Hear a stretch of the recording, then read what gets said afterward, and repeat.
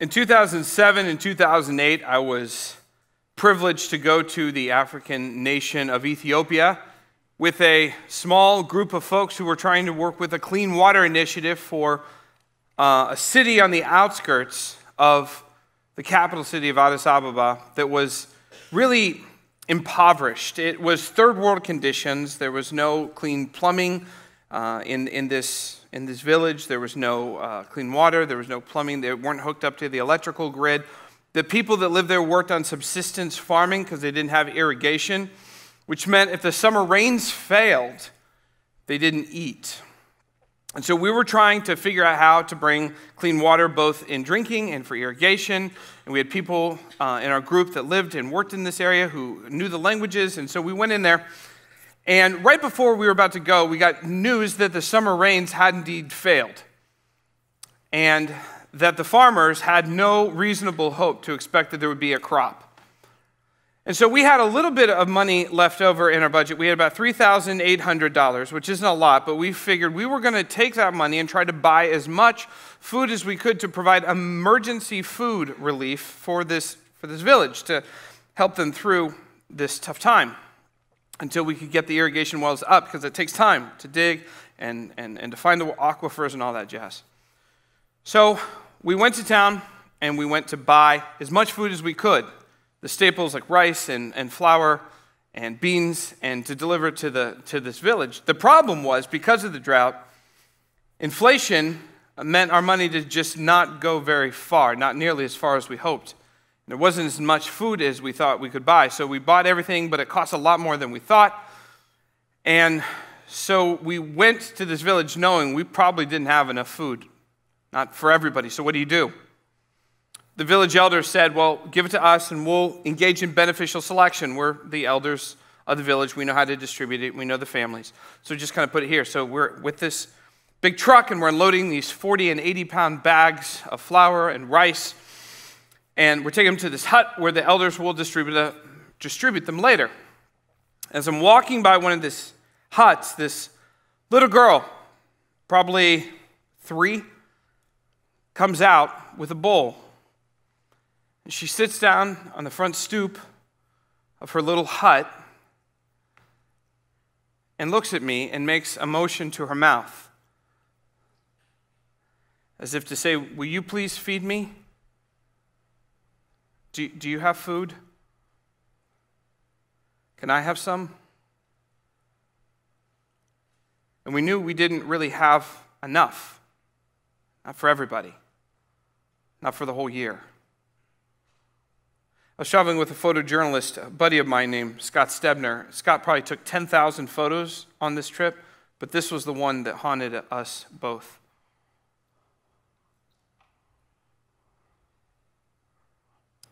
Her name is Gannett. It means Eden, as in Garden of Eden, as in paradise. but the place that she lived was far from paradise. Do you have a 3-year-old little girl that you love in your life? How about a little girl that used to be 3? Is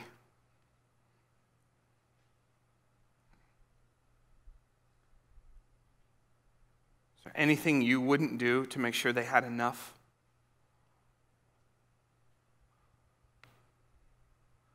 Is there any amount you wouldn't spend to make sure they were okay?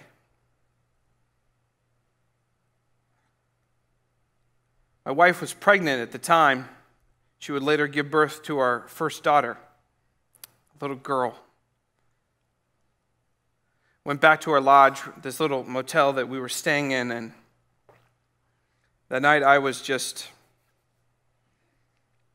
undone. Just undone. And I went to the village elders. We had a meeting, our team and the village elders, and we met with them. And I was kind of the leader of this cadre, and so I told them, as the representative, as the leader, I want to tell you, I am going to do everything I can. I will move heaven and earth to make sure that these initiatives get funded, that these projects get funded, that you have clean drinking water, that you have irrigation. We won't stop. I will speak. I'll talk to my people. We'll raise money. I'll speak in schools. I'll do whatever it takes to make sure that this doesn't happen again. The village elders actually told us that the men in the village were going out and working in the fields every day so that they did not lose their farming skills, even though there was no hope that they would return a crop.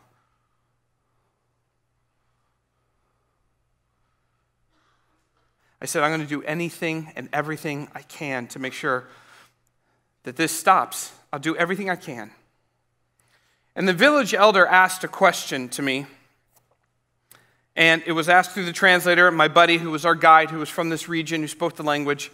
And the village elder, the chief kind of person, the chief elder, asked a simple question, just 3 words, but it got completely lost in translation. Completely lost in translation. He asked me a simple question. He said to me, "Are you serious?" And I remember thinking, what do you mean, am I serious? I'm sitting here crying like a 13-year-old girl who just watched The Notebook. I just sat on a plane for 22 hours as a 6'4" guy who's not small. 22 hours, and we left at midnight. My insides are a gooey, runny mess. And in addition to that, I went to Kaiser and had to get immunizations, which means at this very moment, 7 of the most deadly diseases on the African continent are coursing through my blood. And in addition to that, my wife is 9 months pregnant. She's set to give birth in 3 weeks. Do you think that was an easy sell? What do you mean? Am I serious? But see, I misinterpreted it. Because here, when I say serious, it means, are you not joking? Or is your tone grave? But there, what he meant, in the African dialect, in this language, what are you serious meant was something very different. It meant this: will you do more than simply feel emotions and think thoughts? Will you do something? Will you do more than simply feel emotions and think thoughts? Will you do something? And so we did. And we gave them water and wells and irrigation, and that's what we did. And that is the title of Compassion Immersion. The theme this year in 2015 is Are You Serious? Which takes its cue from that moment, but also from other moments.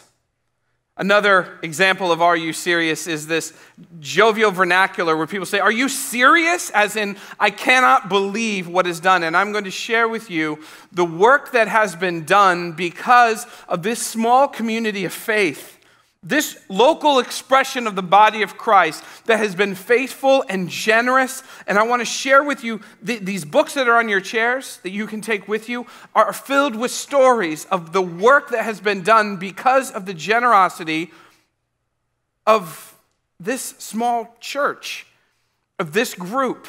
Every year we have this thing called the Loud Fund. If you're new and you're like, what are you talking about? It's fine. Let me explain. Listen to the guy in the baby blue shirt. It'll be great. Every year we take this thing called this Loud donation. It's a Loud Fund, and we ask people for the whole month of August. We say, hey, we want to consider giving to this, and then 100% of that money goes outside of our walls.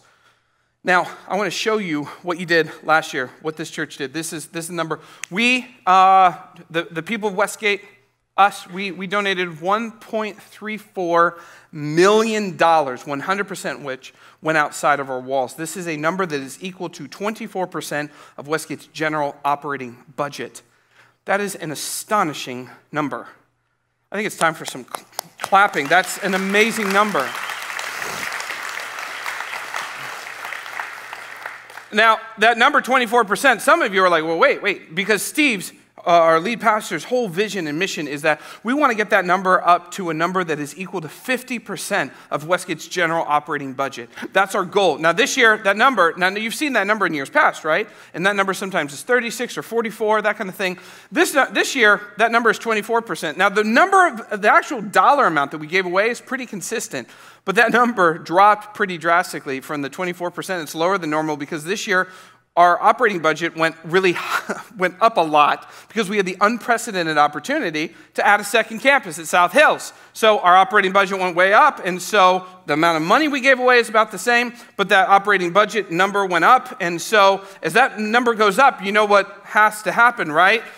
The Loud number has to go up too, which is the second thing I want to talk about, and this is, I don't even know how to talk about this because it's frankly baffling to me. This is the total number of people who gave to the Loud Fund this past year. It was 192 giving units, which could be a household or a husband and wife or a family, or it could be an individual. But it represents, to the best of our knowledge, 313 people in WestGate who gave to the Loud Fund, which means the vast majority of all that work was done by 313 donors, which is just astonishing to me that much work got done with 313 people giving. But the second part of that is this is a church of about 3,000 adults, which means about 10% gave to the Loud Fund. I'm going to say that again.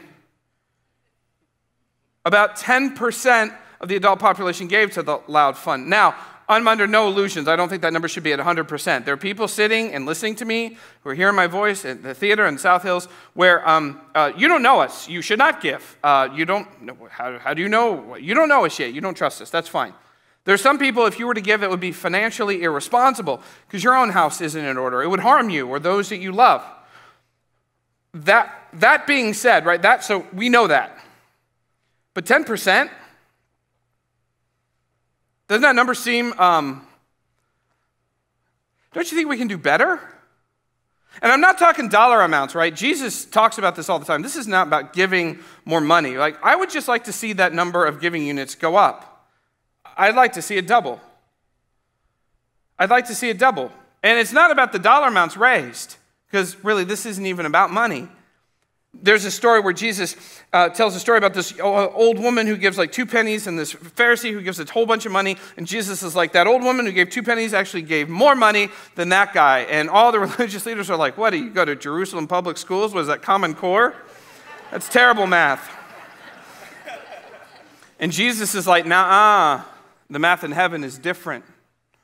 My dad counts things different. So this is not about that. But 10%, right? As you look at the work, as you survey the stories of all the amazing things that were done with the Loud Fund, I'm going to ask you to give. Isn't that fun when a religious body and a religious service asks you to give money? Oh, that's always fun. Ever been in a religious service where they use like guilt and manipulation or fear? Isn't that fun? That's a good time. Some of you right now are feeling like crushing guilt, and I could keep going. Yes. You know who killed Jesus, don't you? You did. I think every time it rains, it's God crying. Probably because of something you've done, right? Oh, no, right? That's bad. It kills your soul. Or fear, right? You know, if you don't give, I would question whether or not you really love God. Jesus is gonna get you. I don't know why he loves Gloria Stefan. I don't know. But the point is, this is not about fear or guilt or manipulation, although you've probably seen people do that in religious settings all the time. I don't want to do that. Steve could get up here with the 2x4 and do some Texas thing, and just like make you give, because he's Steve, and you'd be like, yeah, don't hit me with the board. And he could do that too. I don't think that serves you or your relationship with God. It's just not good for the soul. Stir up virtue by sinning? That's weird, right? The Apostle Paul was placed in almost an identical situation in his ministry. And I wanted to talk about how he did it, because I think it's super instructive for both you and for me. There's this moment where there's this famine, and it's in Jerusalem, and the early Christians are starving. And so Paul's trying to raise money, because he said, this is the right thing to do. We got to do this. We got to do this. And so he's sitting there, and he's talking to the church at Corinth in 2 Corinthians. And the church in Corinth was cosmopolitan and intelligent and educated and wealthy. And Paul is saying, listen, church at Corinth, I love you. I'm your founder. I love you. And I know you guys have always been great at everything. Great, first in devotion and all these other things. And I know if I asked you to give, because you're such great people, you would just give. And I know if I told you to give, because I'm your spiritual authority and I'm your founding pastor, you would listen to me. You would do it. I know if I told you, you would do it. But then you would be giving for these weird reasons, because I told you. Paul says those are valid, but I want to zoom back a little bit. And he says, I was just in Macedonia, which is equivalent to say, I was just in Modesto.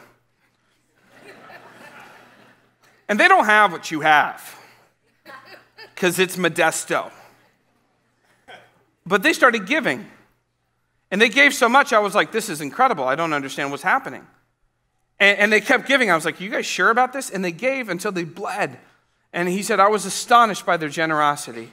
And then 2 Corinthians 8, Paul puts it this way. He says to the church at Corinth, he's writing to them, he says,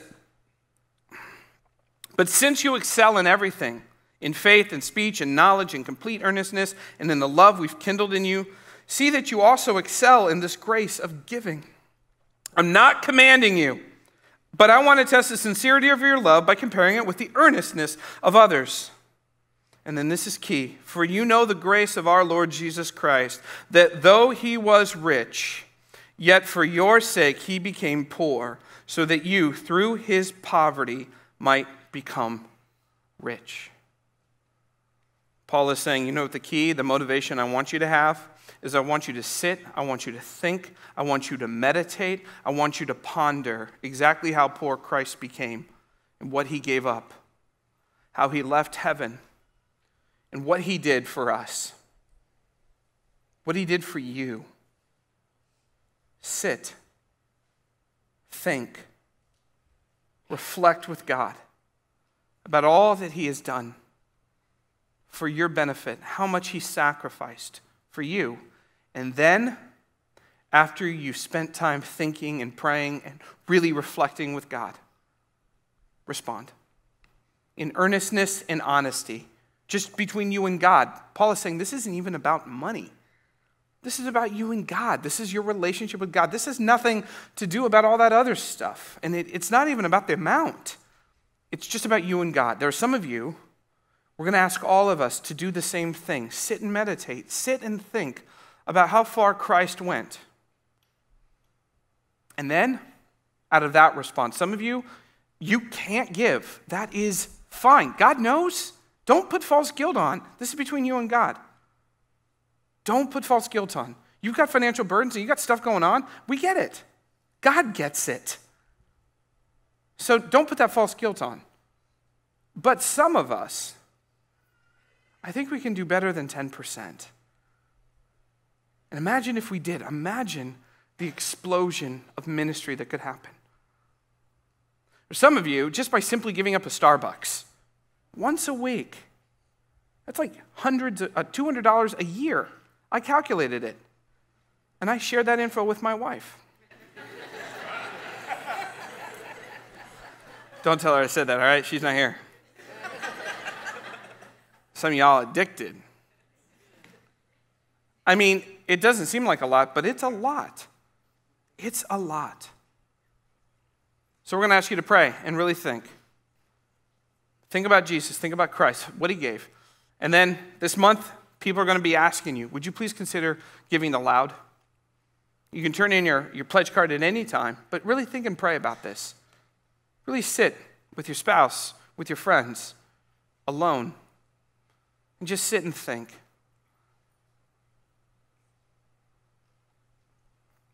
But it's not just about money. It's not just about money. It's never just about money, is it? Never is.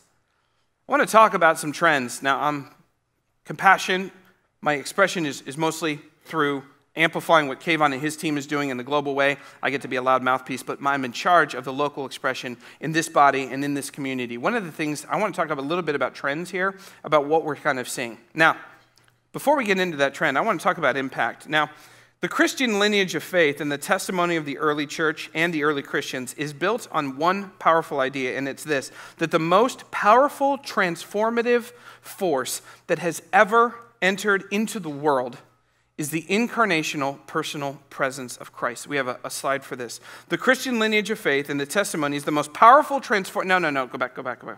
This quote. The Christian lineage of faith and the testimony of the early church and the early Christians is built on the idea that the most powerful transformative force in the world is the incarnational personal presence of Christ. That when Jesus came down and entered into the earth, that his walking among us transformed people and the world at this incredible pace. But the problem is that comes at a high sacrifice. That the higher the impact that you want to have, the more it costs you. This is a problem. This is a real problem. I wish it weren't so, but it is true. I stayed up all night making this incredible graph. Let me show it to you. Look at this. I know people come from miles to watch my PowerPoint skills. It's astonishing. The higher the impact, the more time and life force you need to expend. That's just the way it is.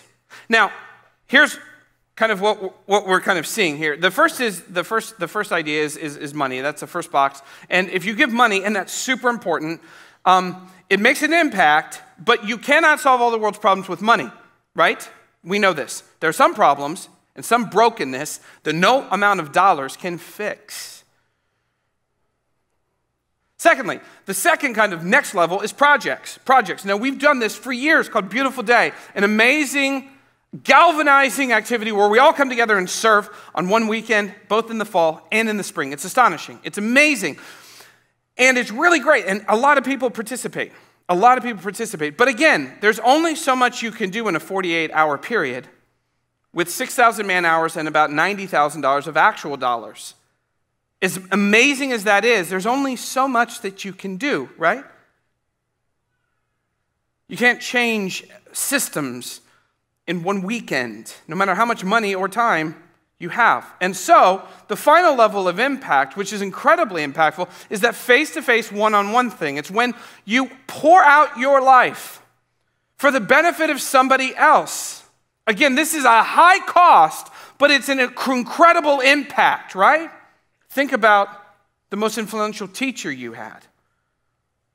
Think about that person, your grandma, that person who influenced you so much, pouring out their life for your benefit. There's no way to measure that impact. It's just off the charts, but it costs and it takes time, and there's no real shortcut to this.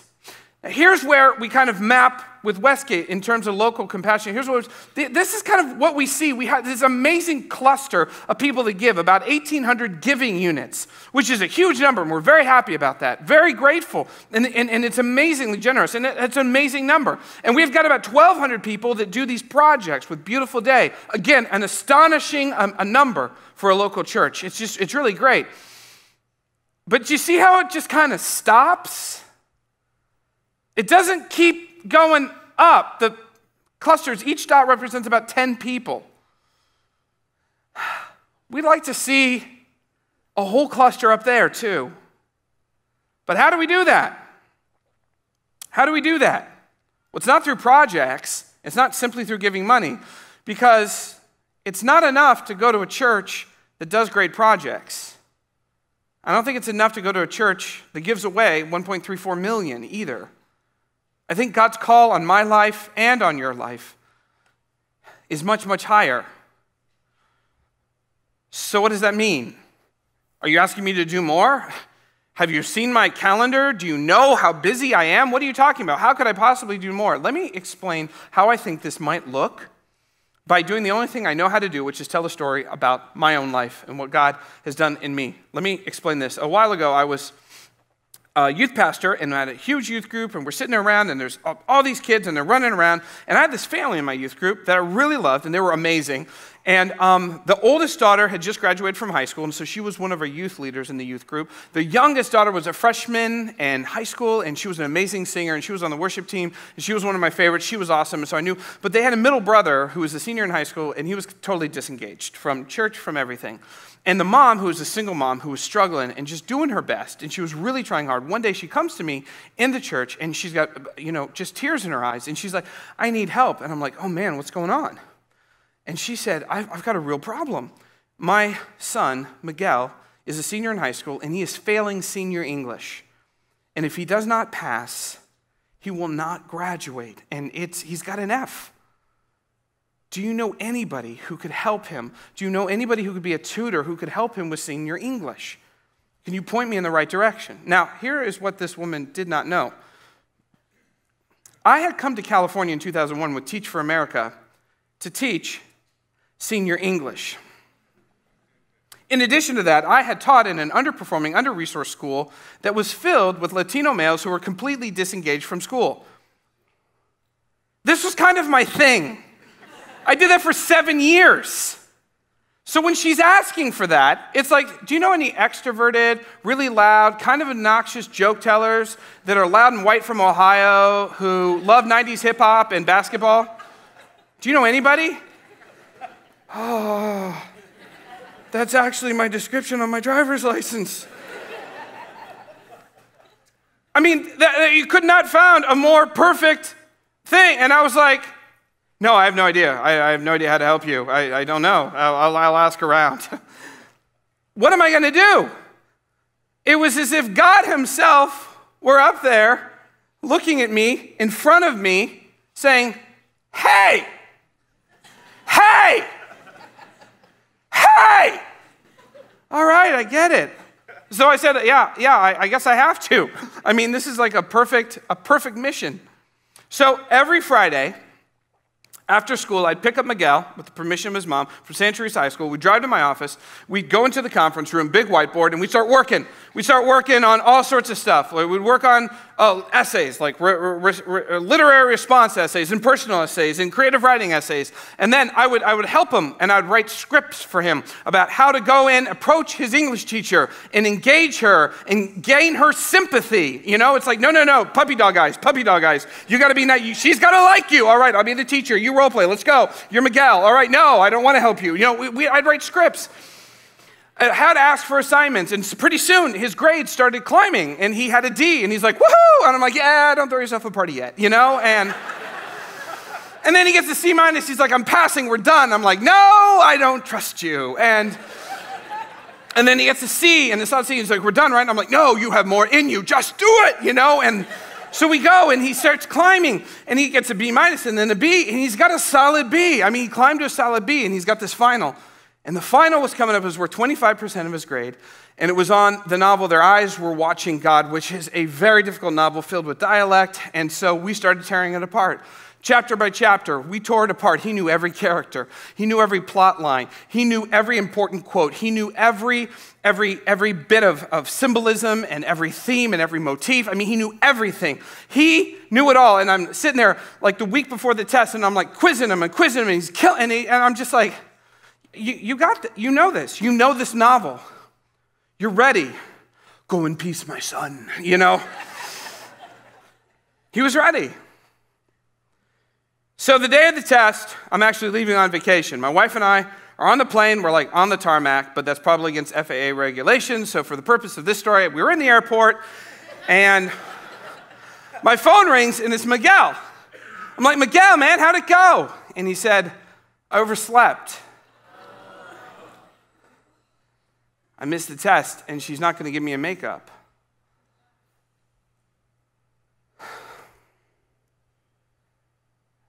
And I said, are you serious? And he said, nah, man, I killed it.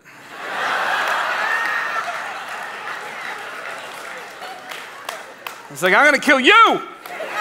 I'm going to get off this plane, have the marshals drive to your house, and I'm going to kill you. Man, and he killed it. He got a B+ in the whole class, and he graduated. And at graduation, his mom invited me to come to his graduation and gave me one of their family tickets. I got to sit with their family. His mom gave me flowers. She said, you're the reason that Miguel graduated. I'm like, no, you're being stupid. Miguel's the reason Miguel graduated. But I was so glad to be there. This is a picture of us in his graduation. Me and Miguel.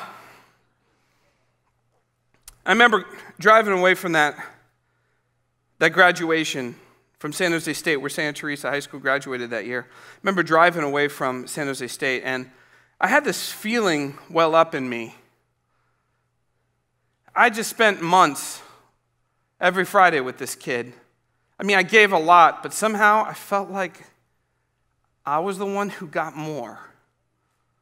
I mean, I helped him, and he graduated, but I felt like somehow he helped me more.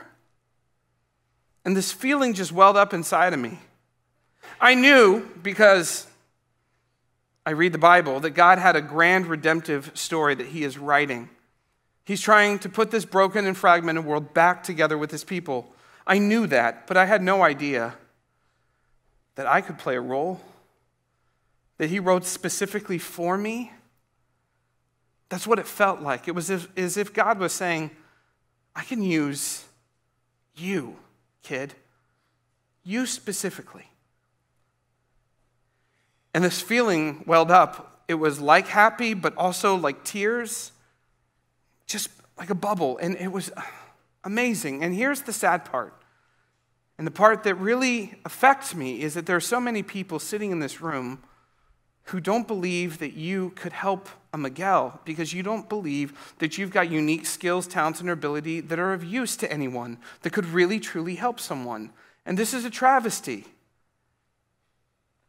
Everyone in this room has an A gift. I don't know what it is, and not everyone's an A+ gift, I get it, but everyone's an A gift. And some people have multiple A+ gifts, right? And you look up to them and say, man, I wish I was them. It doesn't do any good to compare yourself to other people and their A+ gifts, right? I'm never going to be on Dancing with the Stars. First of all, I'm a terrible dancer. And second, God hates Dancing with the Stars. I'm not going to do it.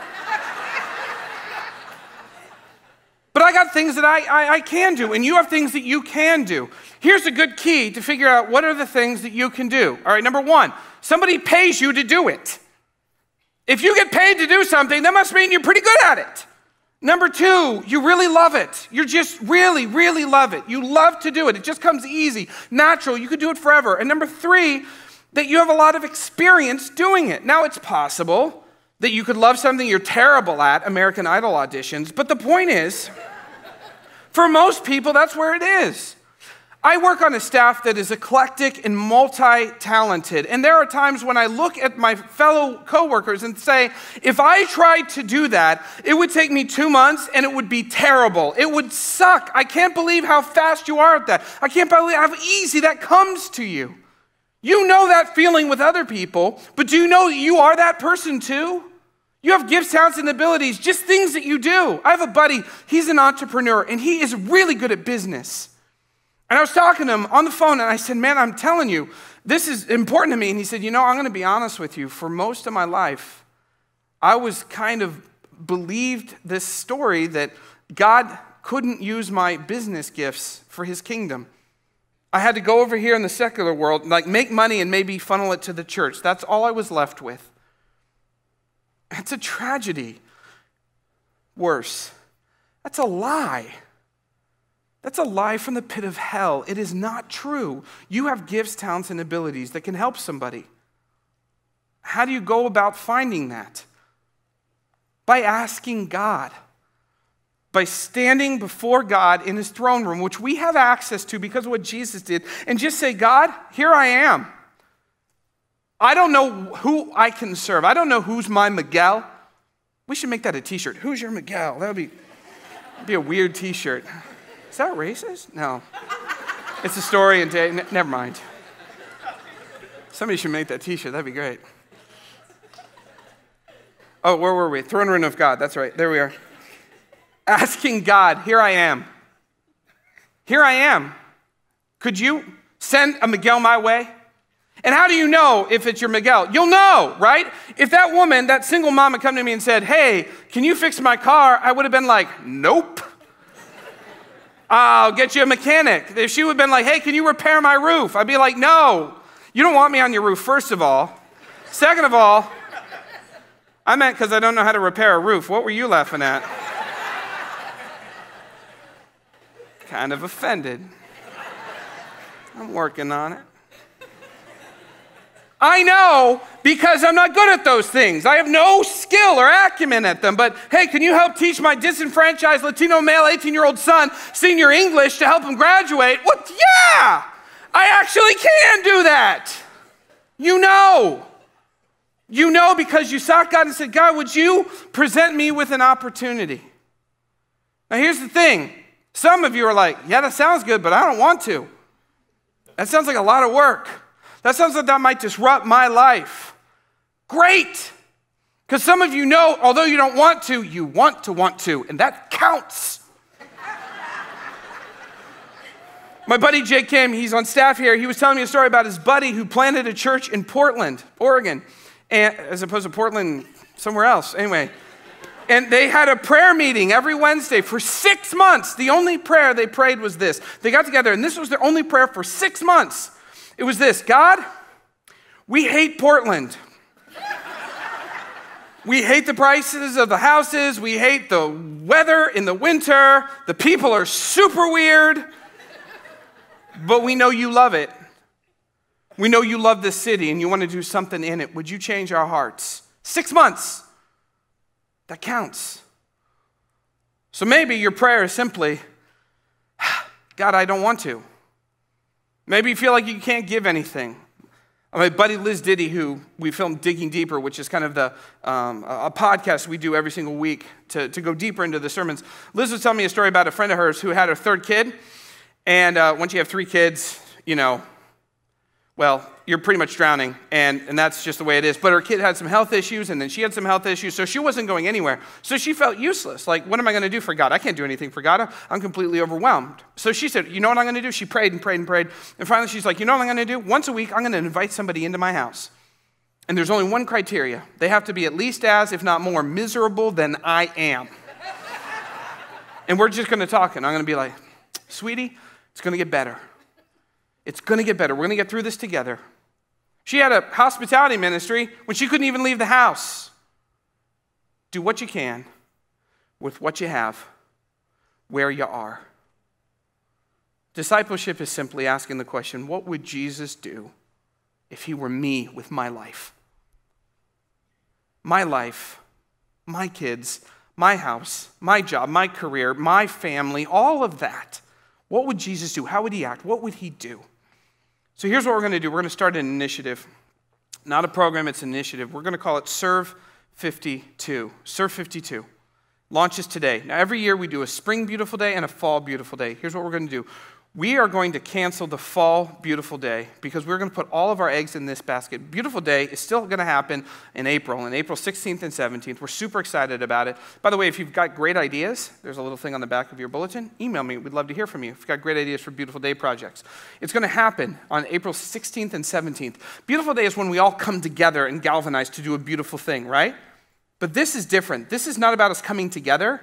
It's about us dispersing apart, finding the Miguels, and going into the broken crevices of our beautiful city.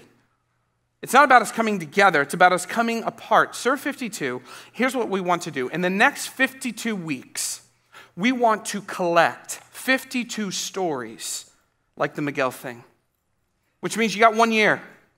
We need 52 of you to commit to saying, I'm going to pray. And if I have to pray for 6 months or 8 months before I get an answer from God about what I'm supposed to do, I'll do it. Because let me tell you, there are worse things in life than spending 8 months in front of your God saying, help me be a servant to you, my King. We think that that itself is an incredible victory. 52 weeks to collect 52 stories. And you might not know what to do. That's fine. Some of you are already stirring. I got some emails already from people who are like, I know exactly what I'm going to do. Here's what I'm going to do. I'm a hairdresser and I'm a barber, and we got my barber friends, and we're going to go to this place, and we're going to give haircuts to the homeless people at the Salvation Place. I'm like, great. Check with them first. Make sure they're cool with it. But then, absolutely. They're already fired up. Some of you don't know what the foggiest idea what to do. Great. Start praying. I believe that when God hears those prayers of us that say, God, would you help me? Man, I think God's going to move heaven and earth to make sure he can help use us to put his broken, fragmented world back together. Serve52 is an initiative of us. We're believing that God's going to birth something beautiful and unique in you as you seek him, as you pray, in your relationship with him, that God's going to do something in you. He's going to start a project, a mini project with just you in mind. And we believe this is actually going to have more impact than a fall project that we organize, because this is going to be all of us going out into the brokenness and saying, how can we love our neighbor? But it's even more than that. We want to drive this into the DNA of our church, because it's already in the DNA of our church. Love God, love one another, love our neighbor, right? This is already in the DNA of our church. But we're going to put this into the life group structure of our church, which is the smallest core organizational element of this family of faith. Life groups, we are going to be driving this into all of our leaders and all of our compassion reps. If you're a life group leader or a compassion rep, we have a meeting on August 21st. We're going to talk more about this. I want to hear from you. I want to hear your ideas. I'm going to cast some vision. We're going to talk. We're going to share best practices. Some life groups are already gung-ho about this. They've already been doing this. They've been like waiting for us to catch up, and this is amazing. So it's exciting. If August 21st, if you're a life group leader or a compassion rep, please sign up. You have to sign up because we're going to be catering it, and we need to know how much food to order. So you got to sign up, but come. Here's our goal. Our goal is that every single life group eventually would say, hey, listen, before we start, that every life group leader and compassion rep would say, before we start, here's what we'd like to do. We want to make sure that everybody, we're going to get to the food, we're going to get to the fellowship, and we're going to get to the Bible. But before we do that, let's just pray and ask God, hey, listen, can we do something together? What is God stirring in you? How is God moving in you? And then from there, we can move outward. That's what it is. Now, here's why I'm going to do it. I got to close. I'm over time. I'm sorry. I get fired up. There's this line right here. It says this: I will commit to do one thing that shows how serious I am about my God and about the world he loves so much. I'm going to ask you in a second to say that. It doesn't mean you have to have a plan. It means you have to have a plan to have a plan. It doesn't mean you have to have anything in your mind you know you're going to do. It just means you're going to try to meet with God and try to figure out what that might be. Because I know that if you pray, God, would you send me a Miguel? Could I serve some Miguel? I believe that God's going to do that. Now, I'm going to explain why I'm going to do this, why this is going to be my prayer. In a couple of weeks, I'm going to be leaving the decade of my 30s into a decade that will not be named. One of the benefits of middle age is that you have some perspective.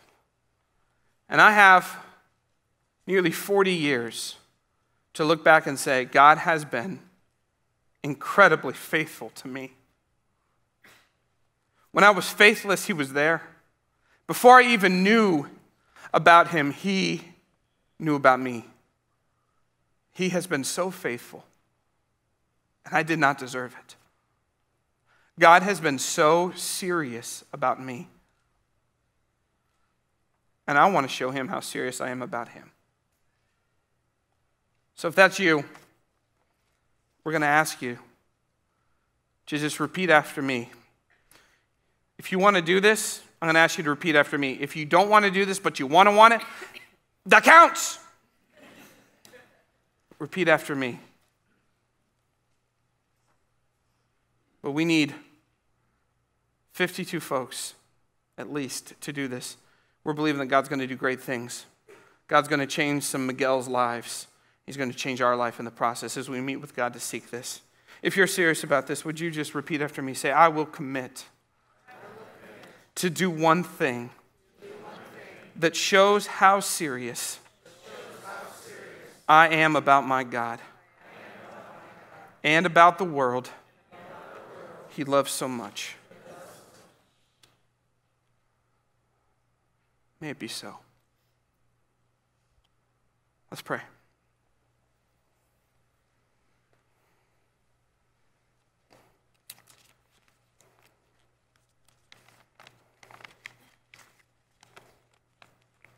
Heavenly Father, would you make this so in my heart, in our hearts, and in our church? Thank you for being so serious about us. It's in your name we pray. Amen.